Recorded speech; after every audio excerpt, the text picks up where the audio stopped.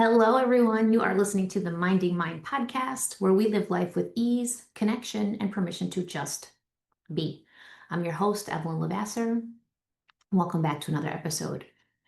Today, I want to talk a little bit about a word that I feel keeps going around, just becoming like a buzzword, and it's becoming, the idea of becoming. And I feel some kind of way about this, so we're going to get all into that. Becoming is all about, or the way it's shown to us is all about how you continue to do this work, continue to work on yourself. And it's kind of rooted around healing and moving forward and discovering new versions of yourself, which feels good, right? It feels good to think like there are different levels of you that you haven't unearthed yet, or that you haven't met yet, or you haven't become yet. But let me tell you why the thought of becoming, to me, it just kind of feels like a lie. It kind of feels like something else that takes us away from who we are. So I want you to think about growing, right? I want you to think about when you go through things that really test you, and you start uncovering, like, why did I feel that way? Or why did I react that way? And why does it hurt me so much? And why do I find myself in these same patterns over and over again? What is going on that is keeping me stuck, right? And when you start to peel back those layers a little bit, you start to see a little more clearly that a lot of the way you think, feel, behave, react comes from who you were taught to be. You learned certain stories that kept you safe. And don't think that all stories are wrong, right? Like, for example, you learned don't touch a stove because it's hot, right? So as a child, that's not something you have to, as a child, you learned that. As an adult, you don't have to think about it. That's why it's like now just subconsciously rooted in your mind. You're going to walk by a stove, you're not going to stick your hand on the burner, and you don't have to put conscious effort into making that decision. It's just what you do because you don't stick, like, I don't know, a knife or something in an electrical socket. As a child, you might have been curious about what fits in that little hole there. But as an adult, without thinking about it, you just stay clear of it. That is because the story that you learned, I will get hurt, is now rooted in your subconscious. And it basically just drives your thinking on autopilot without you having to do any work to actually think about the thing. Now, that is true of things like the examples I just gave, but it's also true of how you show up in your relationships, how you show up for yourself, how you show up for your kids. For example, when you were little, you possibly learned that crying in front of other people was not acceptable, right? You maybe were having like really big feelings and got sent to your bedroom. Go cry in your room. What did that teach you? The story that gets written in your mind from that is, my feelings can't be shared with other people, or my feelings are an annoyance to them. And a second story that gets written actually is, if I show my feelings, I won't be accepted by the people I want to be accepted by, right? You don't think about that, right? You don't tell yourself as a kid when you're crying, "Ooh, I better stop crying, or my family's not going to accept me," or "I better stop crying because I don't want to irritate them." There is a subconscious idea that, because of this story, forces you to stop your tears, forces you to look up to the ceiling, right? Like a lot of people, you say they just look up and stop the tears from flowing. Subconsciously, you learned that releasing your tears was not safe. It wasn't going to get you what you needed. And hello, we're wired to survive. So when we learn that things go against what we need, we stop doing them, which is why for a lot of us, into adulthood, when you find yourself ready to start crying, you stop it. You force yourself to stop. I've done it many times where I feel huge feelings coming out. I feel my eyes welling up and I stop myself. I'm not telling myself in the moment, this isn't safe. I want to be accepted by the people around me. I can tell myself, don't do this. Do not start crying right now. Okay. I'm saying that because the stories that we grew up with are the ones we carry with us into our adulthood. And those stories are part of the things that keep us believing in this myth of becoming, of having to work toward being a different version of ourselves, right? Like you hear women say all the time, I'm becoming a different version of myself. And there's something rooted in that. It irritates me so much to think that on my journey, on through all the personal development work that I've done, through all of the figuring myself out, I still had a story of I'm becoming someone else. And why does that bother me? Because first, with like we talked about the stories, right? There is a part of you that has learned to believe that when you've reached a certain goal, it will be because you worked hard at it and earned it, right? So we think success is hard and has to be earned. So we keep focusing on becoming this new person. And we force ourselves to do all this hard work because we think that we have to get to her by doing the hard things. Man, listen, just like everything else that I did in my life, the chronic dieting that I used to do, the the journaling, the getting different certifications, they were all rooted in when I reach that goal, I'm going to feel good. When I reach my goal weight, I'm going to feel confident. When I unlock another level of my thinking, I'm going to feel grounded and centered. When I get this certification, I'm going to feel more competent in this area, which, yes, is true, but because I was constantly striving to reach another goal, because I was constantly striving to find another layer of something that will validate me, I never recognized the value that I inherently carried all the time. The value that I already was, I couldn't even see it. I could not see me because I was constantly chasing becoming someone else. And that's why this becoming thought kind of irritates me a little bit. Or maybe it doesn't irritate me. Maybe it just is like one of those red flags where I say, finally I can say, I don't have to become someone else. I'm already her. I have to unlearn things that hold me back. Yes. I have to release lessons that don't make me feel good. Yes. I have to continuously unlearn the things that made me doubt myself. I have to learn to reconnect with my voice, with my gut instincts, with my intuition, because that's what God gave me, right? God gave me, but everyone else took me away from me. If you think about it, like you're born, right? I say this all the time. You're born whole. You're born complete. Your soul knows who you are and connects fully with your heart, your purpose, your impact. You are love.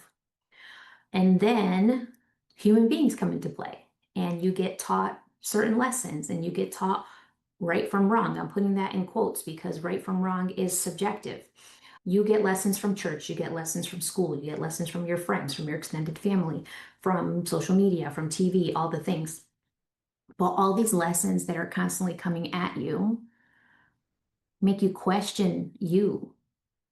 So ultimately, our life literally starts out where our soul feels completely whole, we feel completely connected, and then everything that we learn adds a layer on top of it and a layer on top of that. I want you to literally picture, I'm a very visual girl, literally picture your soul being buried, lesson after lesson after lesson that goes against your gut instinct, that doesn't make you feel good, right? But that you accept as reality anyway. So your entire life, some lessons, beautiful. They help you relate to who you are. The majority of the lessons that we learned, ladies, are about taking us away from ourselves, burying who we are to accept who society, family, and church tell us who we should be, right? You don't want to work yourself to the bone. You don't, that's your instincts, right? The real you doesn't want to work your ass off for money. The real you doesn't want to put a ton of energy into your work, into your job, and then come home to your family exhausted and neglected. The real you doesn't want to spend every Saturday deep cleaning the house because it has to look picture perfect when you really want to be spending time with your kids. The real you doesn't want to look in the mirror and question everything about your appearance. The real you doesn't want all the things the society tells you you should want. You should want to neglect yourself for your family. You should want to ignore your needs and put your children first. You should want to be thin. You should want to have certain color hair. You should want all the new makeup. You should want the new clothes and the bags and the nice car and the house. You should check all the boxes that make you acceptable, that deem you worthy, that deem you successful in the eyes of society, family, religion, whatever the things are. But it doesn't feel good. And when it doesn't feel good, that's the biggest indicator that it's going against you, the real you that's inside, the one that God created in his image and that we buried. And we continue to bury every single time something comes up for us that we don't like. We talk ourselves out of doing the thing we want. We say, I'm being selfish. I shouldn't want that. I can't, I don't even have time to think about what I want and need, right? We silence our desires for everyone else first. So when I say, I feel like this idea of becoming is just attached to this idea of having to be someone else. And the reason we like the idea of becoming so much is because we weren't taught to connect with and love who we actually are. We don't even see that all the things we want to become are already in us. We don't see that this woman we're striving to be is already in here. The reason that the character traits you think about this future version of you is going to hold, the reason you like those traits and strive for those traits is because they align with what you actually believe about yourself. The reason those things sound good is because your soul recognizes that those are the feelings you were meant to have, that you actually already had and you buried. So becoming for me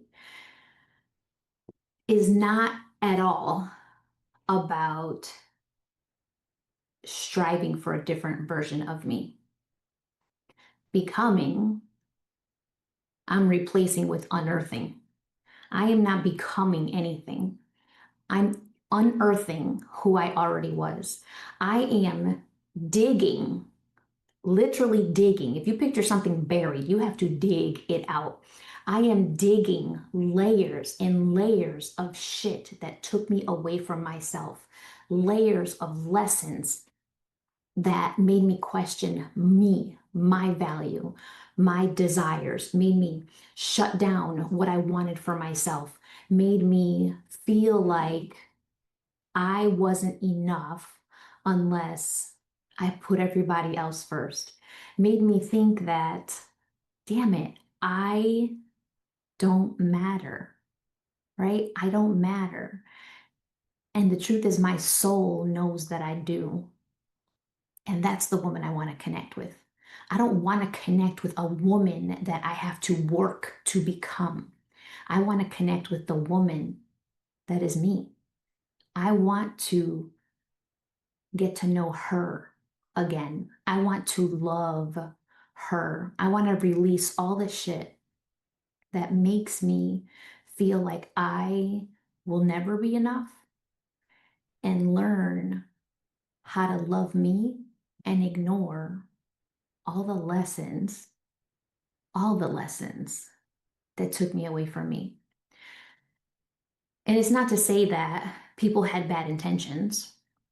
When people try to, when your parents, church and society and school and everything else try to teach you right and wrong, for example, they really are doing it to keep you safe, right? To keep you comfortable. I guess safe is the better word, but safe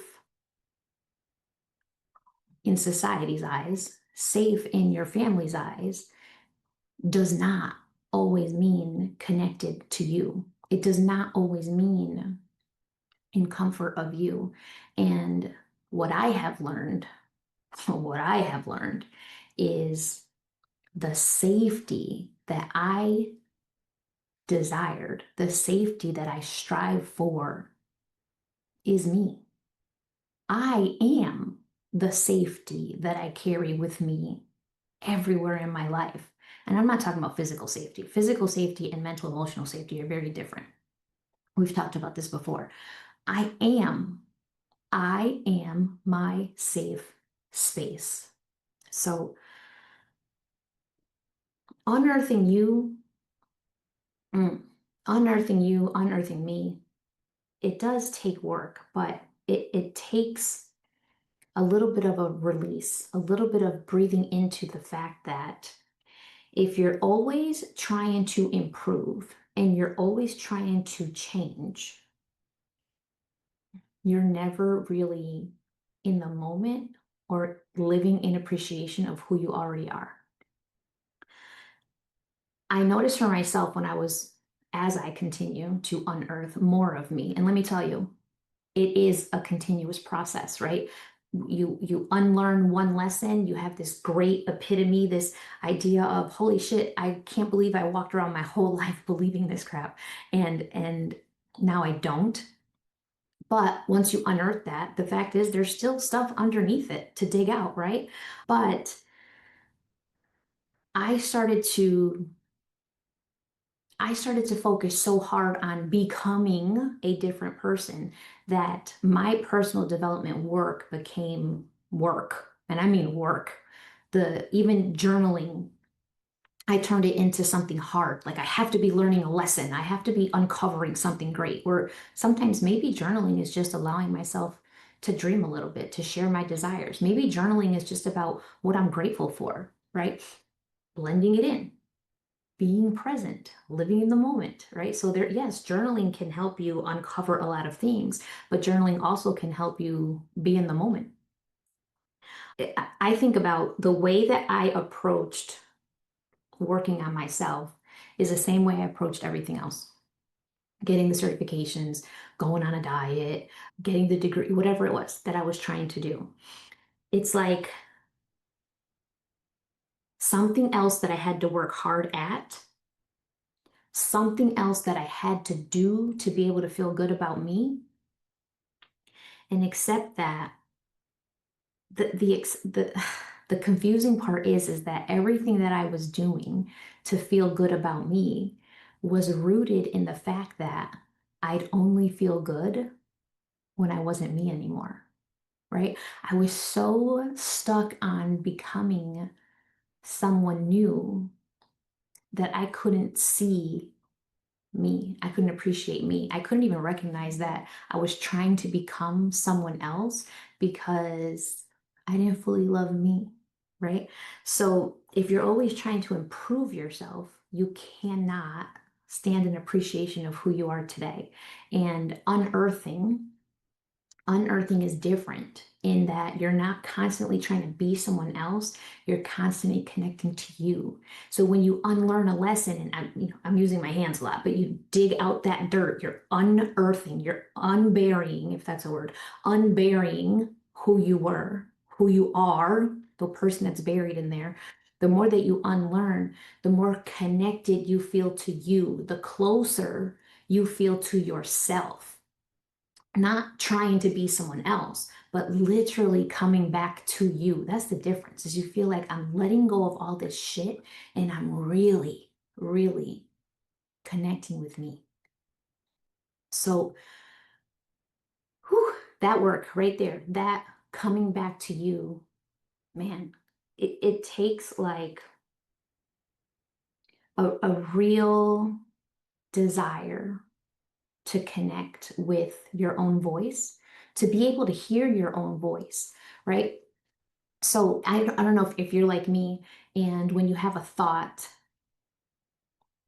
you pause, right? And you start asking yourself, is this right for me? Is this not? But there will be so many thoughts and beliefs that come up that talk you out of the thing that you want for yourself.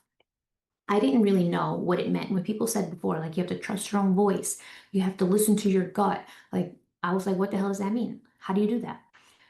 Trust your own voice. It's not necessarily a voice, right? Because your head is full of lessons that other people gave you. So if you're like me and you sit in quiet time and your mind is racing, a lot of those thoughts aren't even yours. They're the ones that were given to you. Trusting your voice is when you have a desire, pause, like check in with your body first. Do I feel calm when I think about this? Do I feel excited when I think about this, right? Does it bring a smile to my face? Is my stomach settled? Do I feel my shoulders relaxing? Like, trusting your voice really has to start with getting into your body and out of your head. Because our head is where all the lessons and all the voices that other people, spoke into us, that other people gave us, but our voice lives in our core. Our voice lives in our gut. So there has to be a practice of when you want to do something, when you think something, when you desire something, that yes, let the desire, it's in your mind. That's where it started. But then sit with it. How is your body reacting? How's your body feeling? If your body feels calm and comfortable and relaxed into the thought that you had, then that's a sign that that's the way your real voice is trying to take you. And that takes practice, right? Because a lot of times you sit down and you can't get out of your head, right? So the practice is leaning into what is your body saying, breathing into it, and learning to get out of your head more, because all the thoughts in your head are not just yours. I'm sorry. They're your mom's and your dad's and your churches and your teachers. Like, a lot of those thoughts came from other people. So getting out of your head and into your body a little bit more. And then it really takes, like, you got to get intentional, right? Thinking about, what do I even want for myself? What do I have to let go of? For me, I'm not going to lie. I had to let go of the ideas of that my house always had to be perfectly clean, that I needed to do what I could to stay married, right? Because longevity was the goal, but for me, it is connection and happiness. Like I don't want to just be married for a long time. I want to be married and happy. I want to be married and connected. I want to be married and have extraordinary communication with my husband. I mean, extraordinary other stuff too, but right, I want it rooted in us feeling connected, not just married because we have to stay that way. Like, what ideas are you changing from your family? For me, it was because I learned to connect with me so deeply. I want that for my daughters, right? So, what ideas did I have to let go of? I had to let go of girls have to act a certain way, girls have to dress a certain way, girls have to respond a certain way. We don't do any of that in our house. I mean, any of it. I don't give rules for who they should be. Instead, I nurture who they are. Totally different. Totally different. But the, just the ideas, what is it that you need to let go of?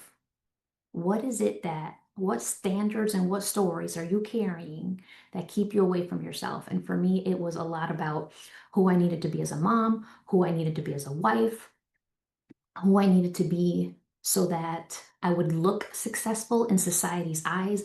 You know, the house, the car, the, I don't know, upgraded furniture, the clothing, the shoes, the bags. Like I thought that's how I measured success.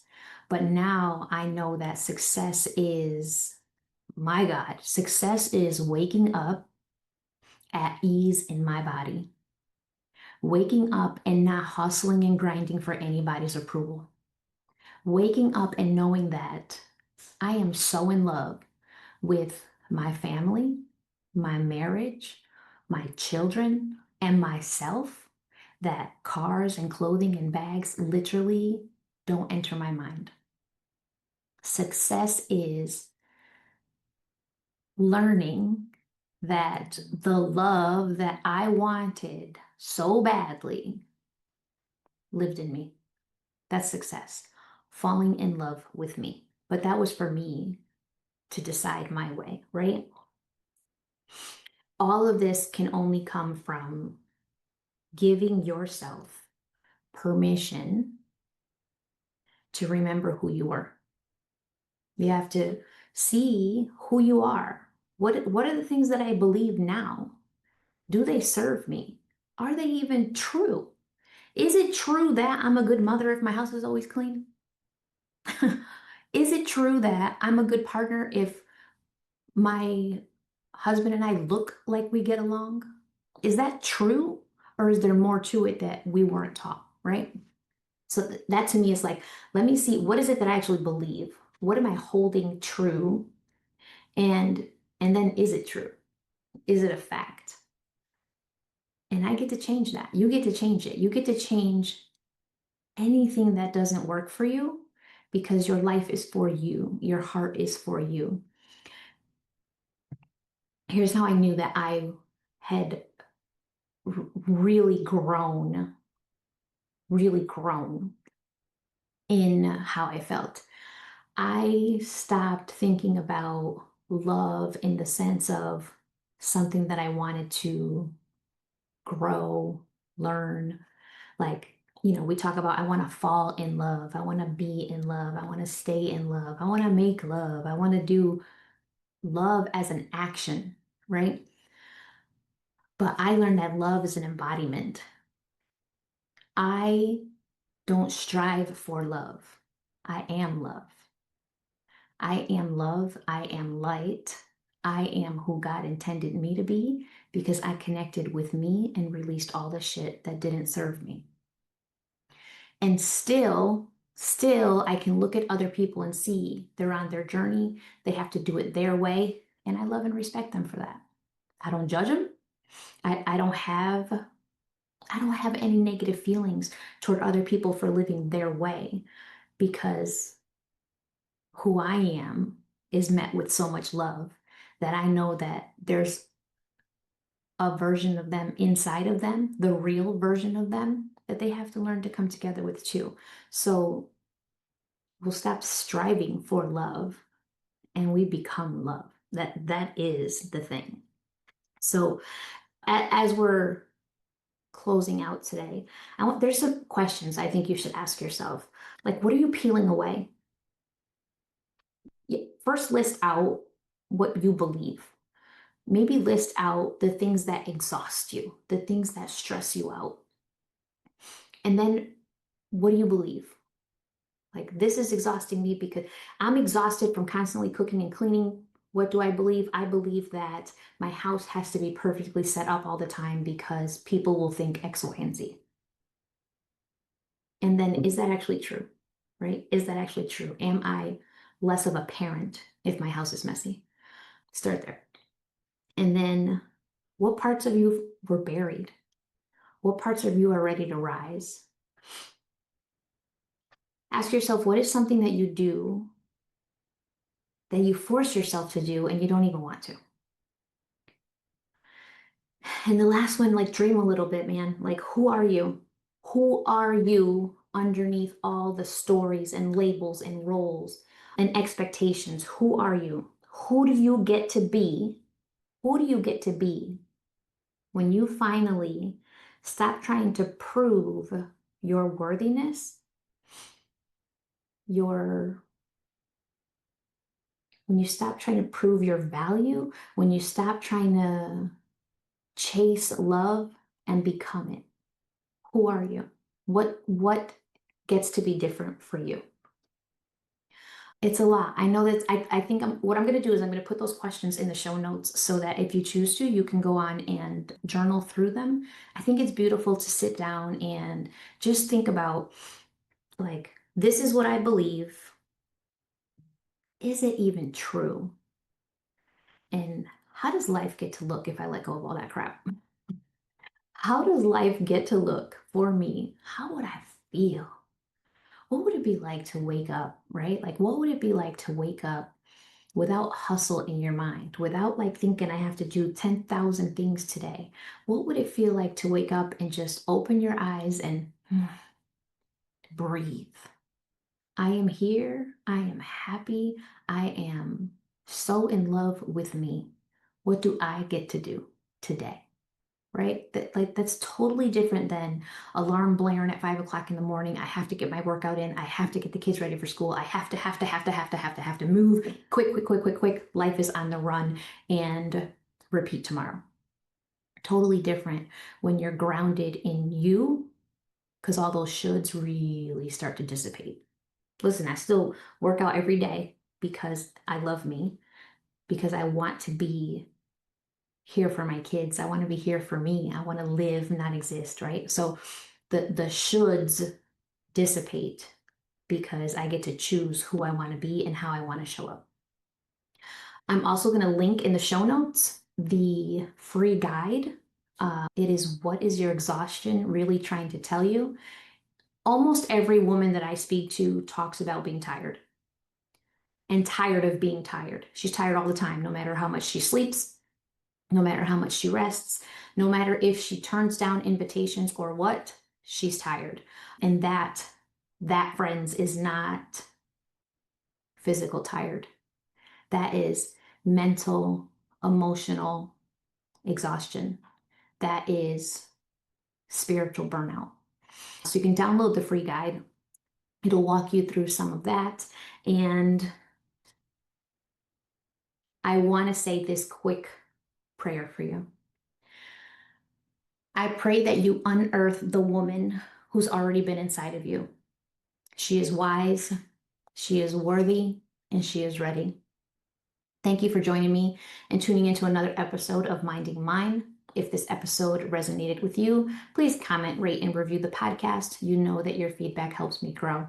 And until next time, I want you to go live your life on your terms, and please mind your business. We'll catch you in the next episode.